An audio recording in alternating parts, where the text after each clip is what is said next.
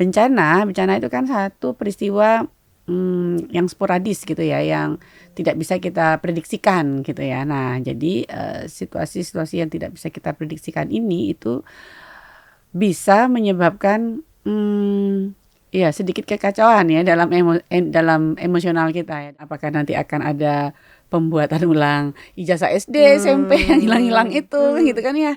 Nah, entah ijazah yang mana yang hilang, kemudian surat-surat penting yang hilang.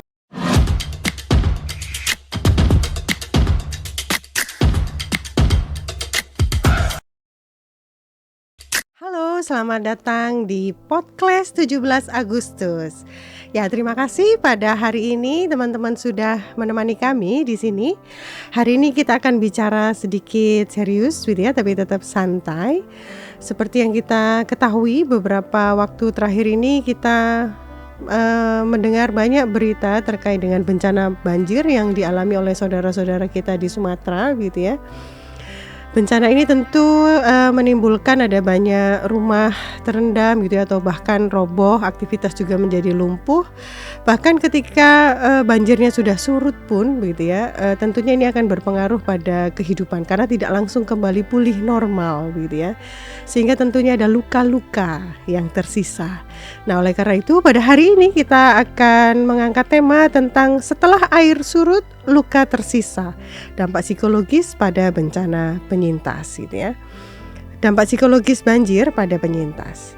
Nah, untuk diskusi kita pada siang hari ini kita sudah bersama dengan seorang narasumber, seorang psikolog dari Universitas 17 Agustus 1945 Surabaya, Ibu Dr. Novi Ekayati gitu ya. Beliau ini sudah punya pengalaman banyak gitu, bekerja dengan para penyintas gitu yang mengalami trauma di pasca bencana. Nah, kita sapa dulu narasumber kita. Selamat siang Bu Novi. Halo, selamat siang Bu Rahma. Ya, apa kabar hari ini Bu? Baik, terima kasih Bu sudah hadir dan berbagi bersama kami gitu ya. Nah, rekan-rekan sekalian, sebelum kita masuk lebih jauh gitu ya, mungkin Bu Novi bisa ceritakan secara singkat ya, kenapa dalam setiap bencana itu dan seperti bencana banjir ini itu tidak hanya berdampak secara fisik gitu ya, tapi juga punya dampak yang kuat secara psikologis. Nah, ini seperti apa Bu? Oke, baik ya. Terima kasih Bu Rahma ya. Jadi memang teman-teman semua ya, jadi setiap kejadian ya, jadi apapun itu, yang kejadian-kejadian yang menyebabkan perubahan rutinitas kita itu pasti akan berdampak ya. Besar kecilnya itu sangat tergantung pada seberapa sering kita terpapar pada berbagai permasalahan gitu ya. Kalau kita memang pejuang kehidupan gitu ya, jadi artinya ya namanya juga masalah itu kan selalu ada gitu ya. Nah, itu kalau itu bisa kita selesaikan kecil-kecil itu dengan baik ya, maka kehidupan kita akan menjadi kehidupan kita menjadi efektif gitu kan ya. Nah, bencana itu kan satu peristiwa yang sporadis gitu ya, yang tidak bisa kita prediksikan gitu ya. Nah, jadi situasi-situasi yang tidak bisa kita prediksikan ini itu bisa menyebabkan ya sedikit kekacauan ya dalam emosional kita ya, dalam aspek psikologis kita gitu ya, karena yaitu tadi sangat tergantung dari kesiapan kita dalam menghadapinya. Baik kesiapan kita dalam menghadapinya itu yaitu seberapa baik kita sudah belajar dengan peristiwa-peristiwa yang terprediksi gitu ya. Nah, kalau dalam situasi terprediksi itu kita baik mengatasinya, maka situasi yang tidak terprediksi itu kira-kira kita tidak akan goyah gitu. Nah, namun ketika kita tidak baik mengatasi situasi-situasi yang sudah kita prediksikan, maka ketika kita mengalami situasi tidak terprediksi itu akan goncangan jiwanya itu akan menjadi sangat dalam gitu ya. Nah, demikian juga dengan teman-teman kita yang ada di saudara-saudara kita yang ada di Sumatera sekarang ini atau di belahan Indonesia manapun, karena saat ini kan Indonesia lagi tidak baik-baik saja ya, banyak bencana di sana sini. Nah seperti itu ya, jadi itu juga akan menggoncang beberapa hal yang ada di dalam diri mereka gitu ya. Jadi goncangan itu terjadi karena ya bisa satu karena kehilangan harta benda gitu ya. Siapa sih orang yang tidak tergoncang kehilangan sesuatu yang mereka sudah miliki, tempat yang nyaman hilang tiba-tiba gitu ya. Teman yang biasanya kita ajak ngobrol juga hilang misalnya, kemudian ayah ibu sanak saudara yang biasanya kita ajak berkegiatan dan sebagainya itu juga tidak ada Nah itu akan berdampak pada diri kita yang sekarang sedang diberikan kesempatan untuk hidup ibaratnya. Nah seperti itu ya. Jadi itu akan menyebabkan peristiwa-peristiwa keberdukaan yang cenderung panjang gitu ya. Jadi karena kalau menurut Elizabeth Ruth itu beliau adalah ahlinya keberdukaan gitu ya. Keberdukaan itu memang tidak akan bisa hilang, tapi kita berdamai dengan keberdukaan atau luka itu gitu ya, nggak akan bisa hilang. Ya kita bisa aja ya, siapa di sini pernah misalnya kehilangan ayah ibu, nah meskipun itu sudah 20-30 tahun yang lalu berselang, apakah kita bisa hilang dari rasa itu? Kan enggak kan ya. Jadi duka kita itu pasti akan tetap, hanya saja kita sudah berdamai sekarang. Misalnya iya ketika kita mengingat lagi sedih memang, tapi kemudian masih tetap bisa beraktivitas. Nah berdamainya itu adalah indikatornya adalah kita masih bisa tetap beraktivitas gitu. Nah sekarang teman-teman ini kan sedang dalam satu situasi. Nah itu bentuknya itu adalah belum luka tapi sedang memahami apa sih yang sedang terjadi gitu. Nah nanti mungkin sekitar 1-2 bulan ke depan, ini sudah berapa bulan ya Bu Rama ya? Sudah ada bulan belum ya? 1 bulan Belum 1 kayaknya bulan, ya Bu, ya. Jadi nanti kalau sudah benar-benar memahami, oh iya ternyata rumah saya benar-benar hilang. Habis dilihat, waduh nggak ada sama sekali. Oh iya benar, ternyata Pak D, Bude, saudara saya, ya benar-benar tidak diketemukan. Misalnya kayak itu. Ketika benar-benar kita menyadari posisi kita, nah pada saat itulah baru kita akan memahami, ya saya sedang terluka sekarang. Nah gitu. Kalau sekarang ini semua teman-teman itu sedang berjuang untuk mencari kepastian itu, apakah masih hidup, apa masih bisa diperbaiki, apa masih seperti itu kira-kira Burama. Oke. Jadi Bu Novi, kalau saya tangkap dari penjelasan Bu Novi tadi ada 2 faktor ya yang berpengaruh. Yang pertama karena ini perubahan yang mendadak tiba-tiba, karena kan bencana ini tidak ada yang direncanakan ya Bu. Kita menghadapinya secara mendadak tiba-tiba. Kemudian yang kedua ada faktor-faktor kehilangan gitu ya. Dan ini kan sebetulnya banjir ini sudah surut begitu ya, tapi apakah bisa dibilang bahwa banjirnya kan sudah nggak ada, berarti mereka sudah baik-baik aja gitu. Tapi kalau dari penjelasan Bu Novi ternyata justru setelah ini selesai kita baru menyadari gitu ya. Jadi malah gejala-gejala ini bisa muncul setelah bencana ini terjadi begitu ya Bu. Betul. Nah biasanya gejala-gejala seperti apa Bu yang muncul gitu Bu, yang perlu menjadi catatan gitu terkait dengan psikologisnya para penyintas ini? Oke, ya jadi ketika kita baru menyadari bahwa ya saya ternyata rumah saya sudah tidak bisa diapa-apain gitu ya.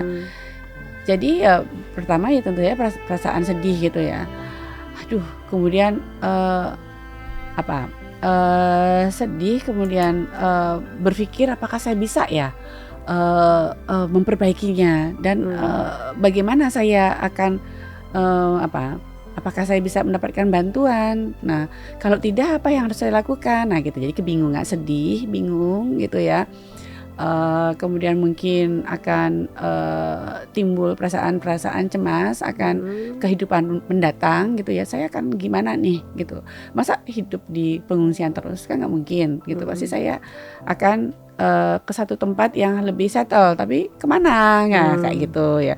Nah itu tentang kepemilikan rumah misalnya, kemudian apalagi misalnya ijazah hilang gimana nih, aku bisa nggak nanti besok melamar pekerjaan, besok mau ujian, besok mau kuliah, nah, sekolah dan sebagainya itu gimana nih. Nah itu juga bisa menimbulkan perasaan sedih, bingung, tidak pasti, tidak menentu, kemudian akhirnya cemas gitu ya. Cemas karena kita tidak tahu apa yang akan terjadi di kemudian hari. Maksudnya di depan itu apakah ada bantuan misalnya, apakah misalnya kalau anak-anak yang masih bersekolah, apakah pemerintah itu memikirkan mereka, apakah misalnya apakah nanti akan ada pembuatan ulang ijazah SD, SMP yang hilang-hilang itu gitu kan ya. Nah entah ijazah yang mana yang hilang, kemudian surat-surat penting yang hilang, STNK. ya kalau STNK mungkin kalau kalau sak kendaraannya gitu ya, kalau kendaraannya masih ada, kalau kendaraannya juga sudah rusak dan hilang ya mungkin tidak dipikirkan. Tapi kan kepemilikan rumah misalnya, rumah saya ini terus nanti gimana nih gitu kan ya. Nah itu surat-suratnya nggak ada, terus bagaimana saya membuktikan ini rumah saya. Nah itu akan menyebabkan orang menjadi cemas akan apa yang akan dialami di depan. Nah itu memunculkan banyak hal, bisa memunculkan tidak enak makan, nafsu makannya jadi berkurang, kemudian kualitas tidur menjadi tidak baik, begitu kan ya. Kemudian perasaan-perasaan akan kehilangan beberapa minat gitu ya, karena masih fokus kepikiran gimana ya, aku akan besok itu menjadi seorang siapa gitu kan. Nah kayak gitu ya, jadi akan seperti itu. Jadi yang jelas itu adalah yang paling dominan itu cemas. Nah kalau cemasnya ini tidak mendapatkan kepastian akan jadi depresi. Nah depresi itu kan tidak dapat ditangani. Nah itu akan akan menyebabkan jadi pengrusakan pada diri sendiri gitu ya, karena tidak tahu apa yang harus dilakukan. Nah seperti itu. Nah itu sih. Ya. Jadi banyak sekali aspek dalam kehidupan yang sangat berpengaruh ya. Betul. Bu. Yang pertama tadi kalau saya uraikan dari Bu Novi, ada pikiran kita ya, keyakinan, bisa nggak ya aku menghadapi ini gitu ya. Nah mau jadi apa aku nanti gitu ya. Kemudian ini juga akan berpengaruh pada perasaannya gitu ya, dari pikiran, perasaan, cemas ini itu gitu ya, sehingga juga bisa berdampak secara fisik karena makan jadi tidak teratur, istirahat juga jadi tidak berkualitas gitu ya. Dan ini karena tinggal di pengungsian juga bisa jadi berpengaruh pada infeksi-infeksi yang terjadi gitu ya Bu ya, sakit begitu. Dan tentunya juga akan mempengaruhi nanti perilakunya ke depan seperti apa. Jadi semua aspek dalam kehidupan ini akan bisa berpengaruh. Betul sekali. Nah akan tetapi memang ketika para penyintas ini ya di pos-pos pengungsian misalnya, itu kan tidak semuanya menunjukkan kondisi yang perlu perhatian gitu ya. Bisa jadi ada yang kok tampaknya baik-baik saja gitu ya. Nah ini untuk bisa membedakan Bu Novi, mana yang kira-kira dia stres yang normal gitu ya, atau yang memang perlu perhatian khusus, itu seperti apa Bu Novi? Oke, ya memang menurut penelitian aja juga hanya 10% dari populasi yang terdampak itu akan membutuhkan perhatian khusus, karena sebagian besarnya manusia itu adaptif ya. Memang kita itu kan sudah diberikan kemampuan survival life itu ya, itu oleh yang maha kuasa gitu ya. Itu jadi itu sebagian besar orang itu mampu untuk mempergunakan itu. Jadi artinya bagaimana dia harus ayo saya harus mencari nih, kalau misalnya kalau kita lihat di televisi gitu ya, mereka berusaha kan, meskipun berjalan sepanjang puluhan kilo, mereka berusaha untuk mencari kehidupan yang lebih baik gitu ya. Udah biarin aja, aku nggak ngurus, aku yang penting keluargaku lengkap, itu sudah cukup membuat saya jadi bahagia gitu. Ayo kita cari kehidupan yang lain di tempat yang lain. Udah itu mulai aja yang baru. Nah, ada yang cepat seperti itu gitu kan ya kayak gitu. Jadi udah yuk, nggak apa-apa, ngapain kita ngurusin ini, kita jalan aja, kita cari siapa yang tempat, dan siapa tahu kita bisa lebih baik lagi tempat yang baru. Nah, ada yang seperti itu. Nah, namun ada juga yang bertahan, wah ini nggak mau, ini aku nih, ini adalah tempat leluhurku gitu ya, nggak bisa aku pindah gitu ya, ini biar bagaimanapun aku harus bertahan di sini ya, jadi aku akan nanti membersihkan dan sebagainya. Nah, itu juga bisa. Nah, itu juga fightingnya mereka untuk tetap survive gitu ya. Nah, kayak gitu. Tapi ada juga yang aduh, aku nggak bisa berpikir nih, aku nggak tahu nih aku harus apa. Karena itu biasanya yang begitu tuh mereka kehilangan segalanya gitu. Udah rumah hilang, keluarga juga banyak yang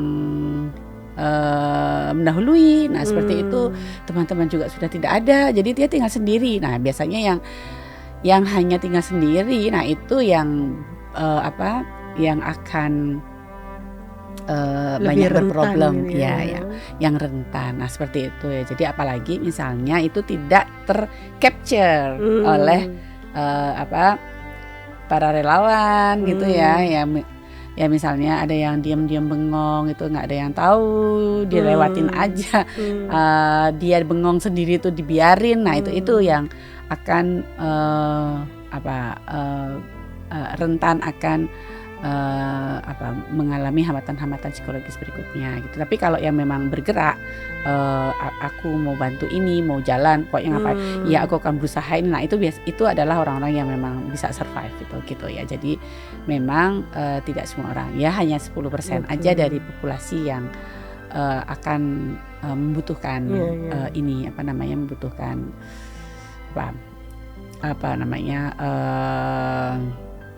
dukungan yang lebih spesifik gitu ya. Jadi kalau dari pengalaman Bu Novi gitu ya, ketika menangani klien-klien pasca bencana ini, dan juga dari hasil riset gitu ya, 10% biasanya dari populasi itu yang mengalami masalah yang serius secara psikologis gitu ya. Selebihnya sebetulnya manusia ini sudah dianugerahi imun gitu ya, secara psikologis, sehingga seharusnya mereka lebih bisa adaptif, punya daya juang gitu ya. Betul sekali. Tetapi kalau menurut Bu Novi ini kelompok-kelompok mana Bu yang biasanya rentan gitu ya secara psikologis ketika menghadapi bencana banjir ini? Apakah anak-anak atau ibu-ibu atau para lansia atau yang seperti apa Bu? Oke.